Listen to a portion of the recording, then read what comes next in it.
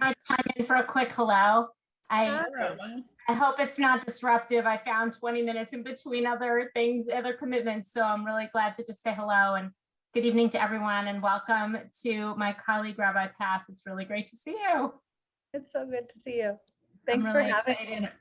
I'm excited our congregation gets to learn with you. I'm excited for this. I'll say I was really proud of myself. I read the Parsha. I had some ideas. I came up with this idea and I'm like, this is how we'll start with this querying this story at the beginning. And then a few minutes ago, I was like, oh, you know what? I should check Torah Queeries itself and just see if there's anything to add in there. And obviously they have the same idea as I did. So the first thing you've probably done before, and we have more than just that. But that's the way it goes sometimes, is that there are some more obvious Torah pieces and some less obvious. So excited about it. So Heshi, it's a couple minutes past 7. So Do you want started?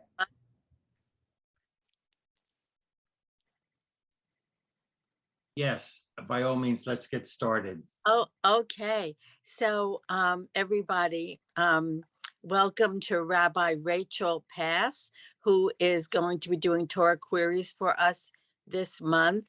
She came to us through Rabbi Sue Levy Elwell, and we're just so delighted to have her. And we're looking forward to learning with you, Rabbi. So please take it away. Thanks. So we're gonna jump right in, and I'll say just my style of teaching beforehand is I prefer to be interrupted with questions at all time. I love conversation. I always try to bring more material than we can actually get to, and please don't hesitate if I'm going on something and you're like, I want to jump in, jump right in. And yeah, and we'll get to know each other. And also just, I can see all of your names on Zoom, but as soon as I share my screen, I won't be able to. So if you raise your hand to do so virtually, at least at first, until I get names. And also just to tell me a little bit, a sentence about your name and pronouns before you get started, with the exception of the people who have pronouns in their titles. I guess I don't need your pronouns there. Heshi, is that a hand up? Yeah, I just, so before we dive in, we want to say the blessing for study of Torah. And so, Great. Yeah, so why don't we unmute and all say it aloud. Give everyone a second to unmute.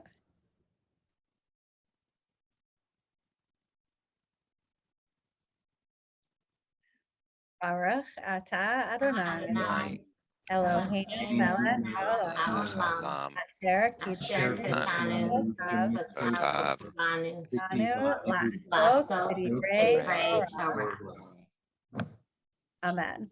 I love that beautiful cacophony. All right, so we are in Vayetze.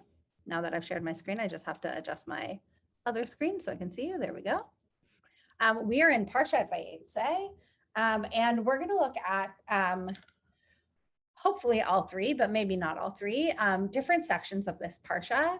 And so I've brought the Parsha here. I can also drop a link to this Google Doc in the chat in just a second. And we'll read through some of the text. I have some discussion questions for us already. I also have brought for some of it, if we want to do a close reading practice, a sacred reading practice called Pardes, and I've taken it and adapted it from its original concept to fit a bit more into what we're doing, and we can apply that reading. We'll do it specifically with a shorter text, but if we want to in other places, and also, like I said, at any point to hop in, interrupt me, share your thoughts, ask questions, share ideas. So I began with the beginning of the Parsha. The Parsha is called Vayetze. The word Vayetze, I highlighted it or I bolded it here. literally means and he went out. It can also be and he went, or and he came out. And so I decided that we could try reading, and this is where I discovered Torah Queeries has this a bit. Try reading just the first 12, 13 verses of this story as if it were a coming out narrative. So we will read the story in its entirety first, and then we will look at what does the story on its own say, and then what can we learn from trying to understand this as a coming out narrative. Both what can we learn about the text with that lens, and also what can we learn about the idea of coming out by reading this text through that lens. So can I get a brave first volunteer to just read us the story in English? And I can also make the font bigger if we need. I don't know how it looks on everyone's screens. Great, Heshi.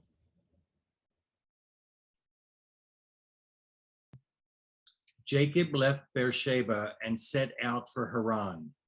He came upon a certain place and stopped there for the night, for the sun had set.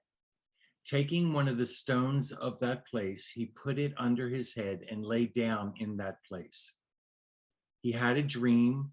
A stairway or ramp ladder was set on the ground, and its top reached to the sky, and angels of God were going up and down on it. And the Eternal was standing beside him, and he said, I am the Eternal, the God of your father Abraham and the God of Isaac.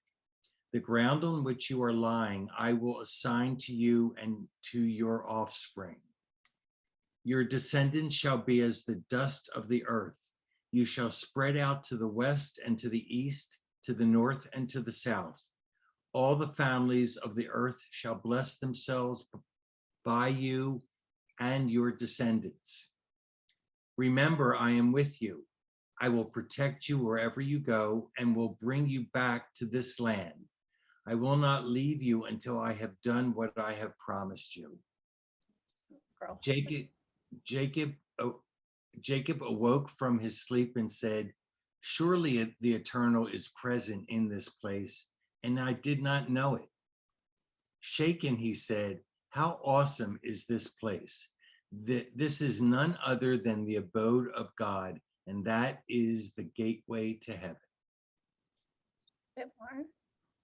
You want me to just? Yeah, just keep reading. Sorry, it goes on to 2 pages. Early in the morning, Jacob took the stone that he had put under his head and set it up as a pillar and poured oil on top of it. He named that site Bethel, house of God, but previously the name of the city had been Luz. Jacob then made a vow saying, if God remains with me, if he protects me on this journey that I am making and gives me bread to eat and clothing to wear, and if I return safe to my father's house, the Eternal shall be my God. And this stone which I have set up as a pillar shall be God's abode. And of all that you give me, I will set aside a tithe for you. Great, thank you. So on the surface, like what is the plain reading of this story?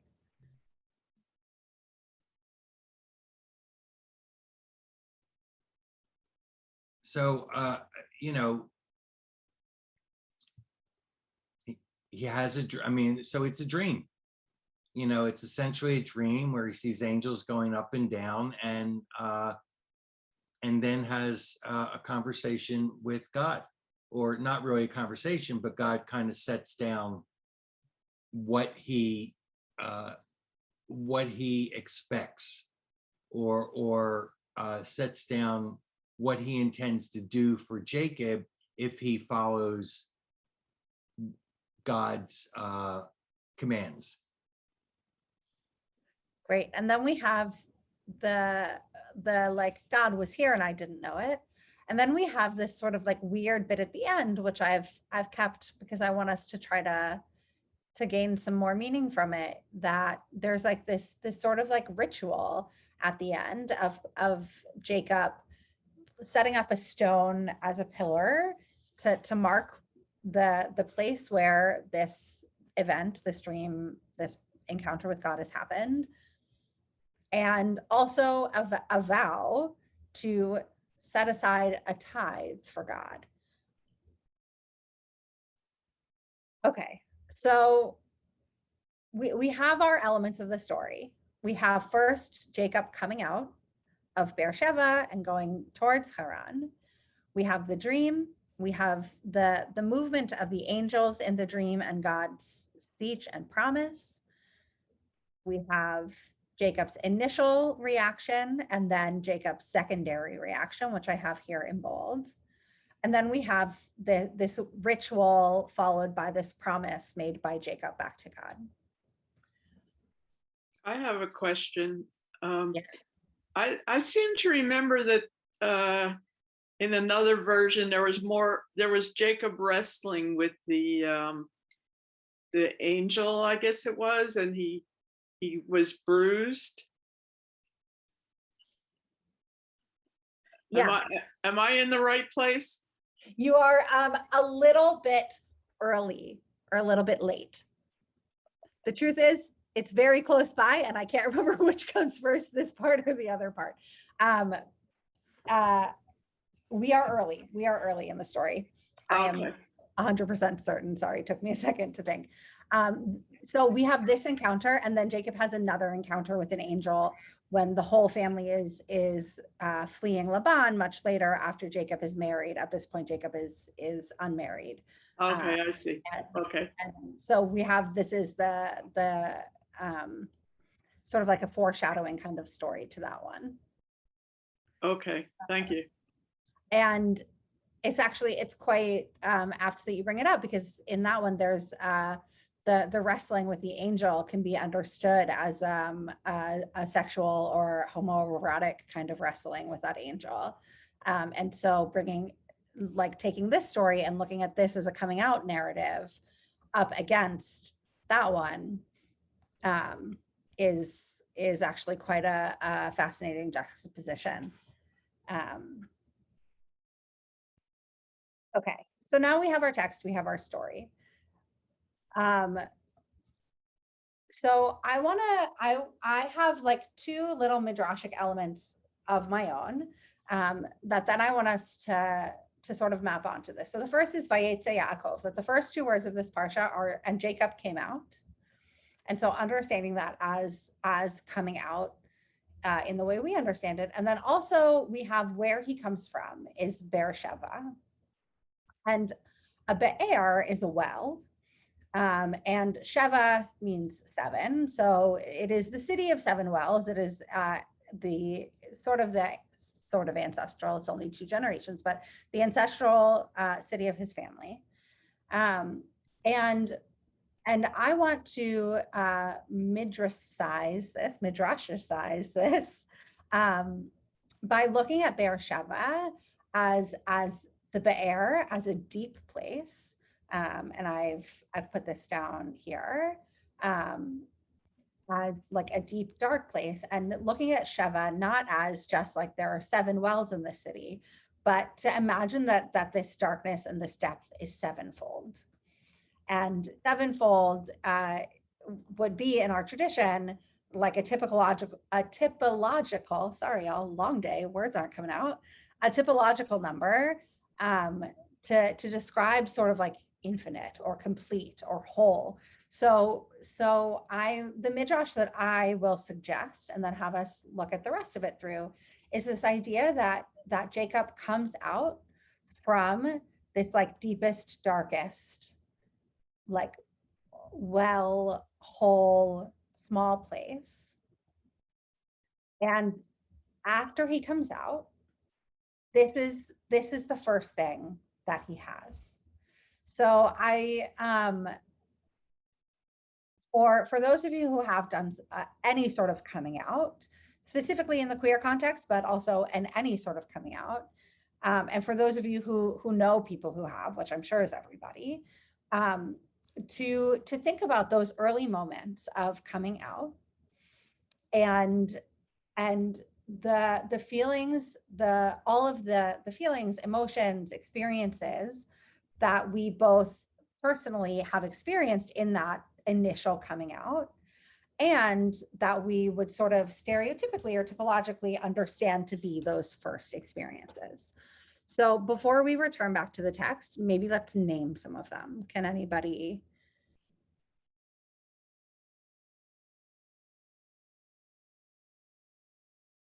I'll say one experience that I had the first time I came out was a combination of fear, relief, and sadness. That my initial coming out story was very frightening for me.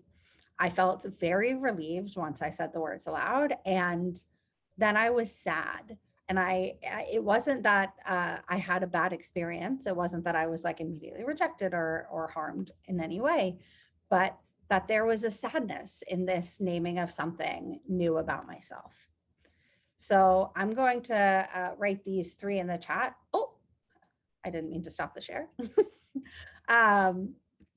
I am gonna say, okay, so fear, relief, sadness. What are some other emotions, experiences, assumptions that we might have about this coming out moment?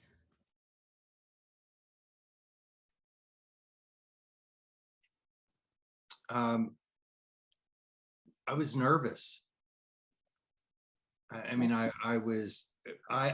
all the things that you just said, I experienced as well, but I was also nervous about the impact that being gay would have on everything else in my life.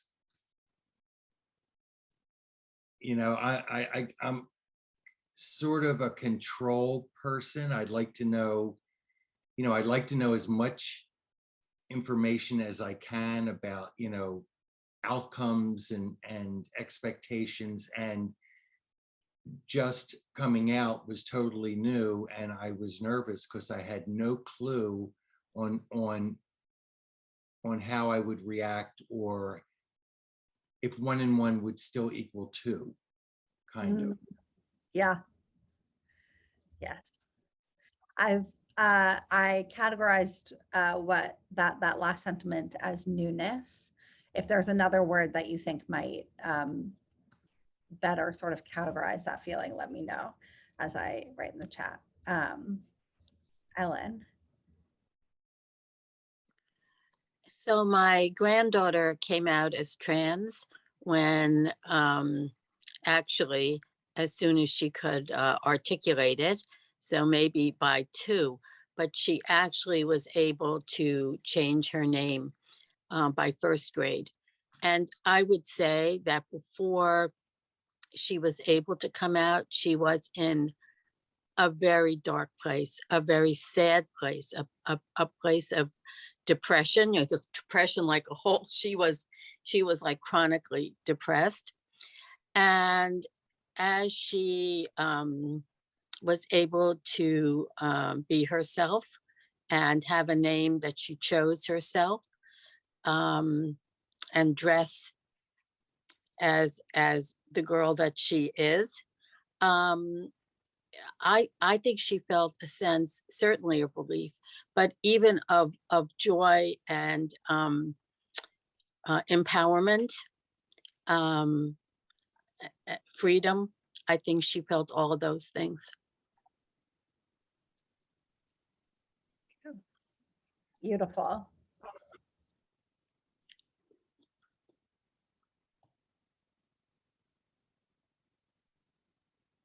This is what educators call the Zoom pause, where it takes longer for people to decide to raise their hand when we're on Zoom.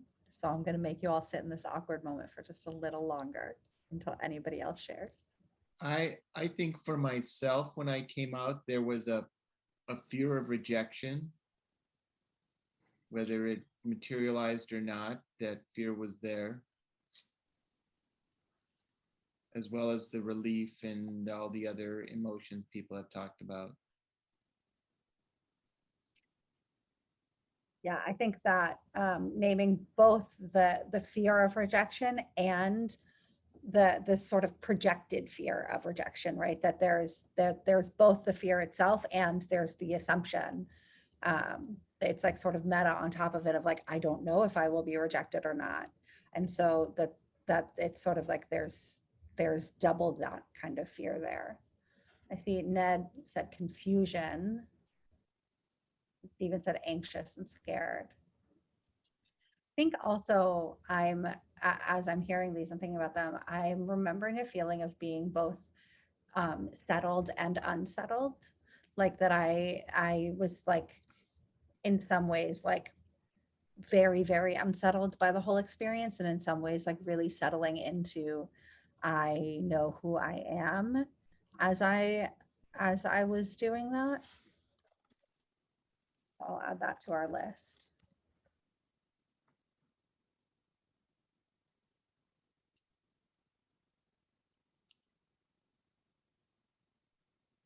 Any last?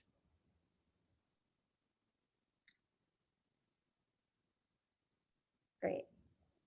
And feel free to add more in the chat. So now I want us to take all of these words that we have, and I'll go through and reread every single one of them in a second. And we're going to take them and we are going to read just these first, I'll say, we'll read each individual verse and see what we can learn from applying some of these emotions, some of these experiences onto each verse. And I see there's one more. Oh, by Rabbi Mader. Okay, so we have fear, relief, sadness, nervousness, anxious, scared, apprehensive of the impact that coming out would have in all other places of life, newness, a movement from darkness to joy and relief, empowerment, freedom, a fear of rejection, and that sort of meta fear of rejection or projected fear, confusion, and settled, unsettled.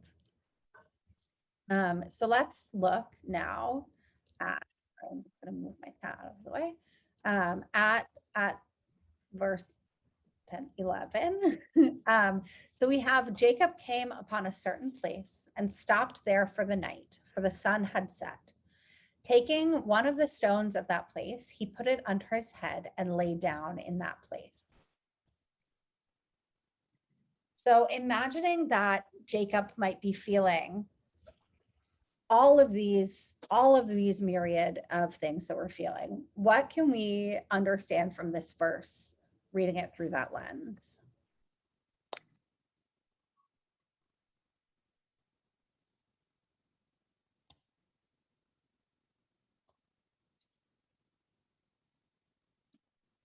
Where did Ben Sim go? Ellen.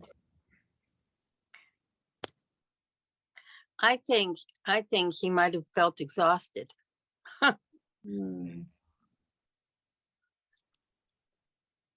So if Jacob feels exhausted, then what? Like then what implication can we pull from that feeling of exhaustion? Like, is he's laying his head on a stone as opposed to something softer or more comfortable because he's so tired that comfort doesn't matter? Is it that he came to a place and he's collapsing onto the ground with this exhaustion? Yeah. I think that's how I'm seeing it. I think when you experience such an array of feelings all at the same time, sometimes you want to almost escape from it. You want to sleep. You want to just not have to deal with it for a while. The idea of escaping, I think that's an interesting one, thinking of the dream as an escapism. And as we come closer to the dream, imagining that also, I'm actually going to write the word exhausting and escaping here into the chat. Eve. Um, I was actually going right along Ellen's train of thought. I've also used sleep as like a way to avoid things. And it didn't matter where, when, or how comfortable or uncomfortable I was. Sometimes my body just completely shuts down and like makes me go to sleep. So, and I used to travel a lot for work, so I'm pretty good at falling asleep anywhere, anytime. Sitting up in an airport terminal, you know.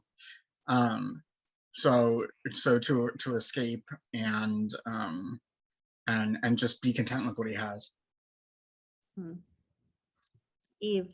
well, what I'm noticing is that he's alone, and he may be feeling unsafe, and then no one has offered him a place to stay, any kind of shelter.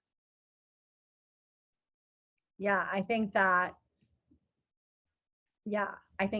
that's an excellent point to look at, the aloneness and the simultaneous like lack of shelter and exhaustion as being like, what can we understand from, like, he ventured out alone in this, like he came out on his own with no one else to support him, and is so exhausted from the experience that he's collapsing. I'm also thinking of what this metaphor of the sun had set might mean. One of the words that Ellen used was darkness in talking about her granddaughter, like before coming out or before being able to articulate her gender. And that here we have like this darkness is descending, like that the initial coming out might not have been this like bright, joyous thing, but actually all of these feelings of fear and rejection and loneliness and scared and exhausted are still here. And so much so that we have sort of the pathetic fallacy of the sun setting in the background. Something else that I want to name in this line, because it comes up again, is that we have the word makom, the word place, 3 different times here. We have, he came upon a place, makom, and he stepped there for the night, taking the stones of that place, makom, he laid down under his head, he laid his head on the stone in that place. And thinking about place as metaphor also, and how we have a name for God, which is hamakom. And when someone is in mourning, we say to them, hamakom yenachem otach etchem b'toch sha'ar avlei Tzion v'Yerushalayim. Like when somebody is in mourning, we say, may the place comfort you, like among the mourners of Israel and Zion and Jerusalem. And in that language, like hamakom, the place means God. And so seeing here that like here in this verse so far, we have Jacob is all alone. He's in a place. He doesn't know the name for the place. He's exhausted, he's unsheltered, and maybe we have hints, hamakom, hamakom, hamakom, that God is there. And that even in that depth of loneliness, maybe Jacob isn't alone. Okay. Yeah, Heshi.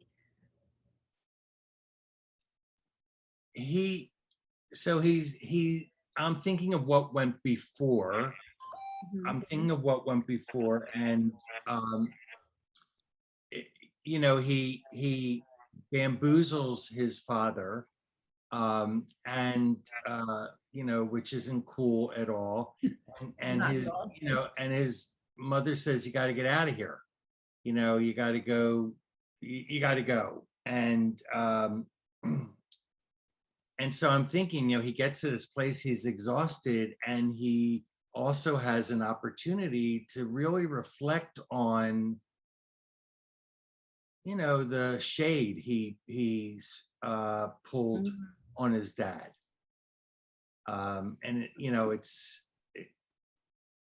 So he's exhausted, but he's also running. He's also running away from a place that he knew, a place that he was comfortable in. And so, you know, now he's alone, tired, and probably maybe guilt-ridden, or not. You know, Jacob's a unique individual. So that's what I wanted to say, you know, exhaustion and pensive. Yeah. And I think even also to remember that in that story, he dresses in drag as his brother in order to trick his father. And now we have him leaving after that situation in which he can be nobody but his unique self. He can't play drag at his brother. He can't rely on his mother to help him maneuver and trick and figure out the world. He has to do this on his own, which I think is also a pretty common theme in coming out, is that like we figure this out in ourselves and have to trust only that solitary knowing inside in order to name like I stand differently from how the world assumes to see me.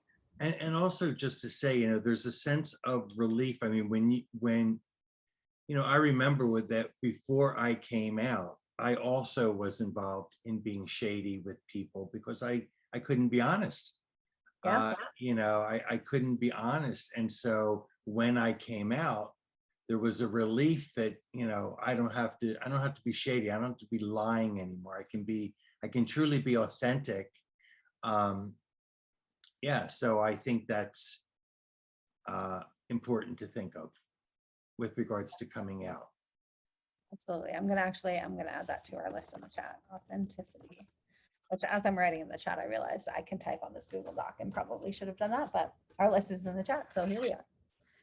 All right. So Jacob has a dream. Sulam, a stairway, which is, it could also be translated as a ramp or a ladder. This is where we get Jacob's ladder, was set on the ground and its top reached up to the sky. And the Malachei Elohim, the angels of God, are ascending and descending on it. And the Eternal was standing beside him and said, I am the Eternal God of your father Abraham and the God of Isaac. The ground on which you are lying, I will assign to you and your offspring. Your descendants shall be as the dust of the earth, and you shall spread out to the west and to the east, the north and the south. All the families of the earth shall bless themselves by you and your descendants. Remember, Anochi imach, I am with you. I will protect you wherever you go and will bring you back to this land. I will not leave you until I have done what I have promised you. So a very common metaphor that we use for God is the God of as a parent, right? We say Av Harachamim, the compassionate father, or Avinu Malkeinu, our father, our king. And in actually another class I'm teaching right now, we talk about how we can use Imenu, our mother, Em Harachamim, our compassionate mother. But if we imagine here that God is a parent and Jacob is encountering God and God says, like where you are now, this will be a source of blessing to you. And if we're looking at the ways in which place has been metaphor and will continue to be metaphor in this story, the ground on which you are lying, I will assign to you and your offspring, and you will spread out from here.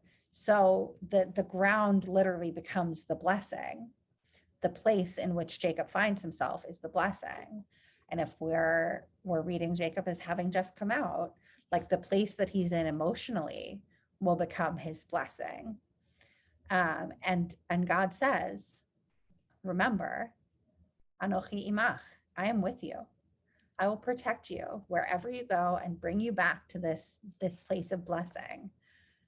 I will not leave you until I have done what I have promised to you. So here we have this compassionate parent saying to Jacob, I'm here with you. And I make promise to you first, right? In a second, we'll get Jacob making a promise back to God, but first we have this like loving, compassionate parent reaching out and making promise and making covenant and connection. Thoughts?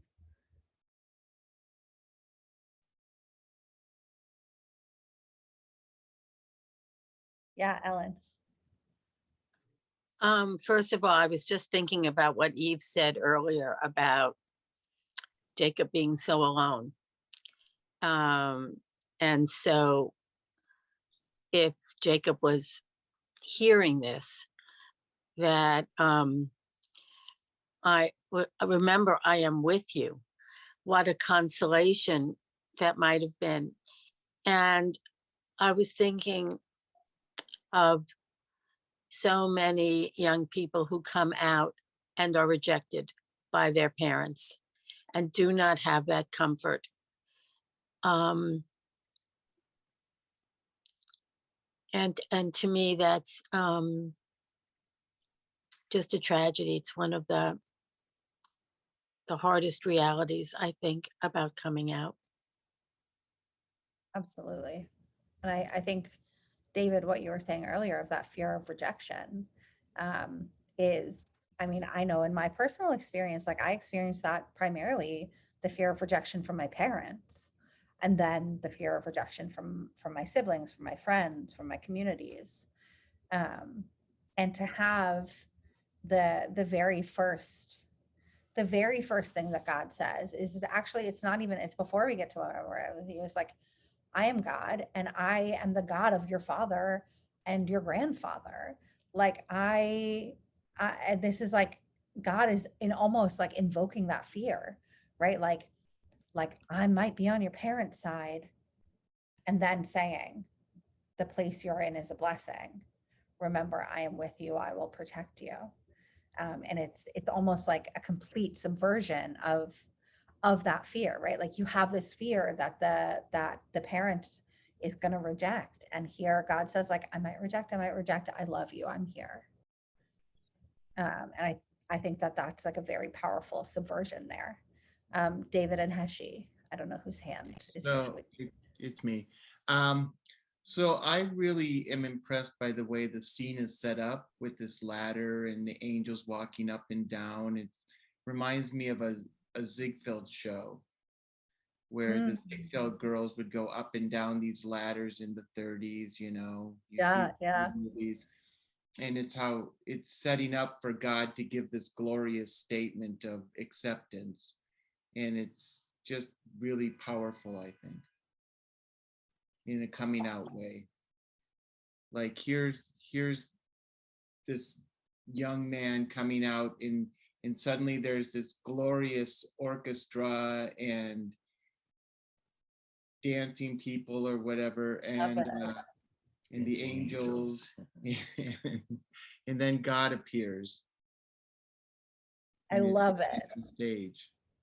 I was for time's sake, I was gonna skip this, but I wanted to ask. So now that you brought it up, I'm gonna go back and ask.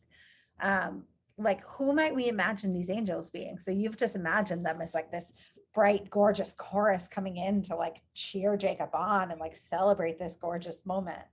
And so like how might we imagine them, and like the going up and down, right? Like here's the angels that if we're imagining Jacob having come out of the dark, deep place, like these angels are descending and ascending and descending and ascending back and forth. Like they're going down to the dark place, maybe bringing light, bringing joy to that dark place, and then taking that joy back up, or maybe taking some of that darkness away back by taking the darkness up. Yeah, does anyone have any other thoughts of what those angels might be doing, or the ascending, descending?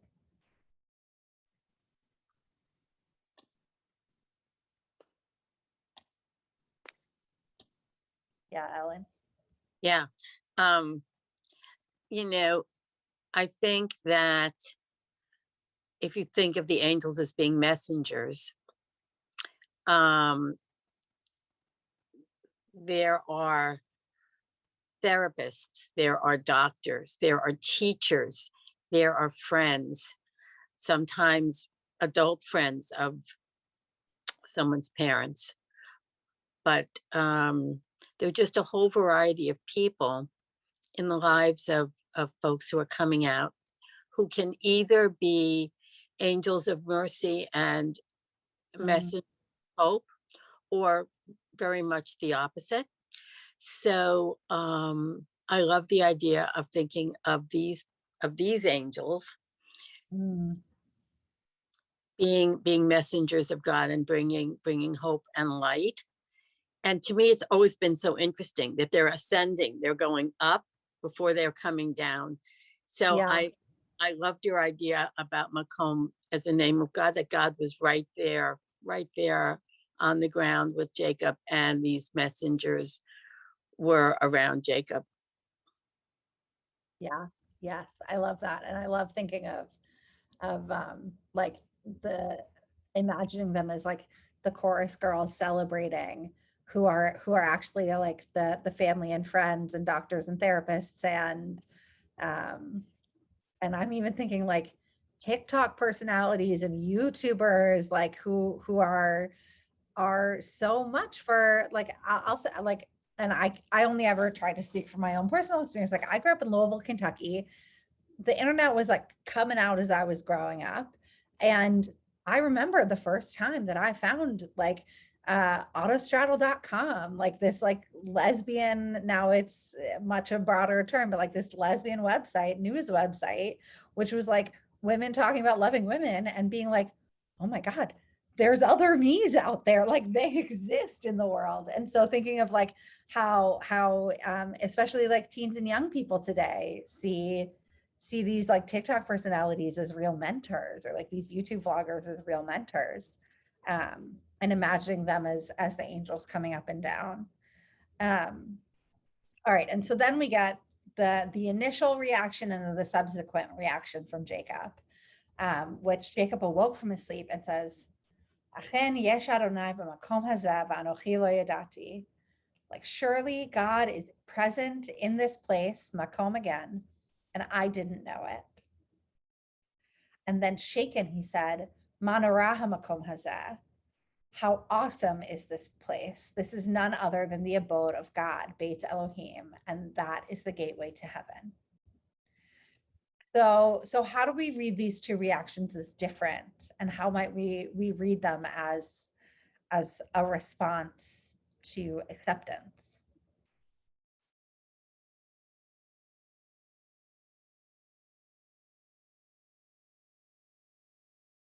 I'm looking specifically at the Zoom boxes who haven't said anything yet, but I'm not going to make you say anything if you don't want.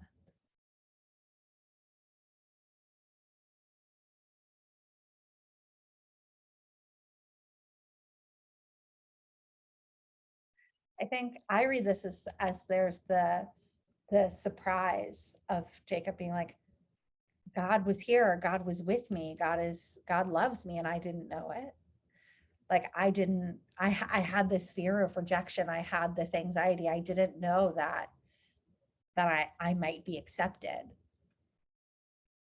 And then that the shaken vayira, like, and he was in awe, and he was shaken and said, how awesome is this place? How awesome is this God? This is the house of God, the gateway to heaven. And thinking about, Heshi, what you said about contrasting this with what's just come before, is that Jacob is fleeing a home, a parental home. And here he finds a parental home of blessing and of acceptance and of love. And so now I'm sort of taking this metaphor, thinking about like when one comes out and it does not go well with one's parents, and finding those other mentors, those other angels who are that loving, accepting place, and how awesome that can be. Like, and when I say awesome, I mean like full of awe, and also awesome, like amazing.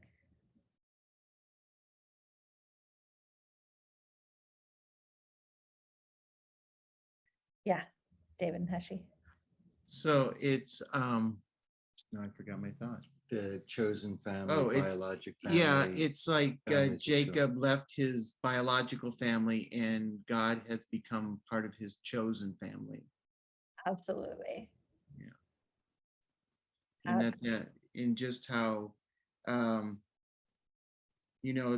scene just sets up so well, because he's got this glorious angels coming up and down and ministering to him, and God comes in, and then he feels this acceptance, and when he wakes up he's just so awestruck, because having been rejected from his own family, he's now has that love and acceptance again. Absolutely.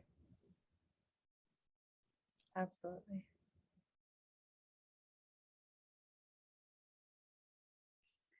Okay, and so then here we get our weird little ritual. So Vayashkem Yaakov Boker. So Jacob wakes up very early in the morning. He takes the stone that he had been using as a pillow, and he sets it up as a pillar and pours oil on the top of it, which is a way of sanctifying. We put oil on the heads of priests and priestess, well, priests in biblical times, as a way of anointing, and making sacred. Jacob named that site Beit El, literally the house of God, despite the fact that the name was previously called Luz. And then Jacob makes this vow, which is the promise now back to the chosen family God. If God remains with me, if God protects me on this journey that I am making and gives me bread to eat and clothing to wear, and if I return safe to my father's house, the Eternal shall be my God, and this stone which I have set up as a pillar shall be God's home, God's abode. And of all that God gives me, that you give me, I will set a tithe for you. So there are a few pieces here that I think are interesting to name. First, the return safe to my father's house, that Jacob has chosen God as chosen family, as the loving, protecting parent accompaniment. And still Jacob is saying, like, if God can get me back to my parents' house, my father's house, like, then I will worship this God. That there's some sort of contingency there of is it comparing Beit Avi, the house of my father, with Beit El, the house of God? Is it is it like a need for reconnecting with the family that rejected, and maybe a God who can show this kind of acceptance back to those parents who rejected? And I think there's this interesting little bit here. Gives me bread to eat and clothing to wear, which are two of the three conditions required in marriage. That like we write in our ketubas that it is in traditional heteronormative Judaism that it is the husband's responsibility to provide food and clothing and sex to his wife. And that comes actually from a much, much older tradition, which is that partners, all the way back to biblical times, were the vows and the obligations that they made to each other were food, clothing, and sex. And I think shelter as well. I think there actually might have been 4 there. And so here we have this sort of semi marriage in some way. Like Jacob is marrying God in some way, or going into partnership with God in some way. So those are some of the things that I picked up on, as well as the idea of a stone being sanctifying a place. So does anyone have thoughts? Haji, that is a hand. Yeah. So I guess I'm thinking of Jacob, and it's interesting that if God remains with me, if he protects me on this journey, and if he gives me bread to eat and clothing to wear, it's it's like it's all conditional. God's got to do A, B, and C, and he'll be my guy. And I just find it's in character. I mean, so far it's in character with who Jacob is. Very much, he wants it his way. He's a trickster. But I just think like everything is conditional. And then if God does all this, then Jacob's going to set aside a tithe for God. And so I'm wondering, what does that even look like? I mean, he's going to set aside, and are we to take tithe to mean shekels, or is it money that he's going to set aside?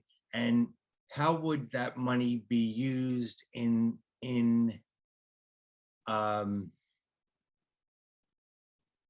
how would that be used in concert with God? So the Hebrew is aser asrenu lach, which the root is connected to the root for wealth. I think that this is, and I'm doing this without having gone into looking at the commentaries. I'm just doing this for my own intuition. Is that it's not shekel. It would be like wheat or sacrifice. That would be sacrifice them for God. This is one of the first times that we have a concept of an altar in some way to God, like the stone being set up as a pillar. Like later we get the stone altar. And so my intuition is that this is like a sort of sacrifice to God. But I can't say that 100% for sure. And I will look it up before next week. Wait, you're muted again. He's going to sacrifice, or he's going to set aside a tithe, but only if. But only if. But only if. And I think you're right that that's like so in character for the Jacob. In character with Jacob, right? Yeah. I also think, and then Ellen, I see your hand, that maybe there's a way of reading this of like, Jacob is saying like, these are my needs. And if you're going to be a partner to me, like I have boundaries and I have needs and I'm going to name them, and I'll only be in a partnership where my needs are met. Speaking of like TikTok influencers, I follow someone on Instagram who she a queer woman, like does all sorts of like it's whatever, might be an overshot, but she does like a lot of like rituals around masturbation and like about normalizing masturbation, particularly for women, but for people in general. And she just did a post that I was reading earlier today on how she came to understand like what are her non-negotiable needs in a relationship, and like talking about what it's like to be lonely, but also to refuse to settle for not having her needs met. And so I think I'm like particularly attuned to thinking about that because I was reading that post like maybe 2 hours ago. I guess a little more than that now. And so I think like there's like two different ways of reading this. Like one is like, God, Jacob, you're being kind of like needy over there. And there's the like, Jacob, you're naming what you need. And I think those are both, like, I think we can learn something from each way of reading it, which is sort of the goal of the whole thing. Okay, Ellen. Yeah, so when I was reading it, I was thinking like Heshi, how chutzpahdik, he says, God was in this place with me and I didn't know it. And now he's saying, well, if you do this and if you do that. But I was just having a conversation with somebody just the other day talking about the difficulty of really incorporating the idea of a relationship with a God who is incorporeal, is invisible. This is a God who came to him in a dream. You know, Yeah. now he's woken up, and his physical reality is now with him. And so maybe he's trying to figure that out. You know, how do I really know? How do I really know now that I'm awake that God is with me? What does that mean that God says in a dream he's with me? So maybe it means that you're going to protect me and you're going to care for me in physical ways that I can relate to directly. So I'm just reading it in a different way because of conversation tonight. Yeah, and I think that that's also like an important point that I don't think I noticed, that these are very physical ways, right? Like if God protects me, protects my body, feeds me, clothes me, and returns me safe to this house, like those are very corporeal ways. That's interesting. That's really interesting. Jenny. Hi. Hi. I was just thinking about the earlier verses when Jacob is anointing the pillar and renaming the site Bethel. And I was thinking about like my first experience being honest with somebody about who I am was in the middle of a grocery store in my neighborhood. And like even now when I think about it, it's like that grocery store is where I had a transformative experience, and it's like a touchstone for me now. And I feel like this is what's happening with Jacob. This is the beginning of the rest of his life in this spot. Okay, I don't know if you did this on purpose, but a touchstone. Yeah.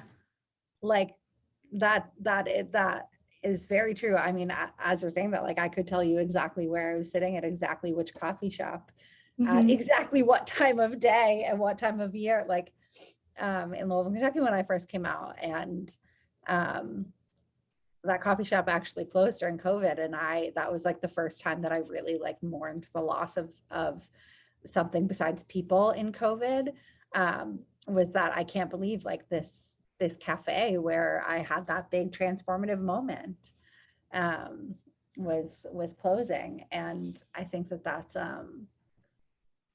I think that there's a lot to learn about how we understand place in that, right? Like that grocery store is a sacred place in your story of your life. Like that coffee shop is sacred to me. And here we have Jacob taking something from that place and dedicating it like physically for others to see and renaming, like this is sacred to me. I want to be aware that we are coming to time. And I'm gonna drop, hold on, I have to create a copy link, done. I'm gonna drop the link in the chat for anyone who wants to look further. There were two other things that I brought that we didn't get to. So one is this one verse. Jacob served 7 years for Rachel, and they seemed to him but a few days because of his love for her. And so there are some questions here to think about. And I was going to have us do this activity, which I'll read through the questions in a second. And then the second text I brought was some polydrama of Jacob and Rachel and Leah and Bilhah and Zilpah, and looking at them through modern polyamory, and looking at their family as a polycule, which is the name for like a connected network of people in consensually non-monogamous relationships, and what could we learn about consent or non-consent, and like the concept of pregnancy and love being contrasted here as like one wife could get pregnant, one wife was loved. And so I have put this in the chat. You all have access to it now and forever. And the last thing I'll do is I'll give like a little introduction to this way of reading, because I think we're going to try it. We did some of it now, sort of less structured, but I think we'll try it again next time I'm back, which is looking at the text, looking first at the Peshat. We have here Pardes, Pei, Resh, Daled, and Samech, which literally means an orchard. But it's a Kabbalistic way of reading. So we have the Peshat, the simple reading. So what does the text actually say? So we did that at the beginning. Then we have Remez, which means hint. Like, what does this text invoke for you? What does it remind you of from your own life? Like, what hints are there in the story that there might be something greater to learn from it? Drash, like a drash or a Devar Torah, is like, what might the story tell you from, what story might you tell from your own life using this verse or using this story, which we did a little bit about our own coming out stories. And then Sod, secret, like what deep wisdom, what secret wisdom from this close reading can you bring back with you into your daily life? So I think we'll continue to use this frame of reading next time, and feel free to use it on the other texts and this one we read. Thank you all for being willing to do something like a little bit like a sort of a different way of reading a text with me. And if you all have any requests for when we meet in 2 weeks of what you would like to know or talk about, or what worked from tonight or what didn't, please let me know. And I'll also put my email in the chat right now. And you're welcome to email me. Now, I just want to say thank you for such a fascinating, powerful, marvelous class. I just loved every minute of it, and I'm really grateful and so looking forward to next time. Thank you. Me as well.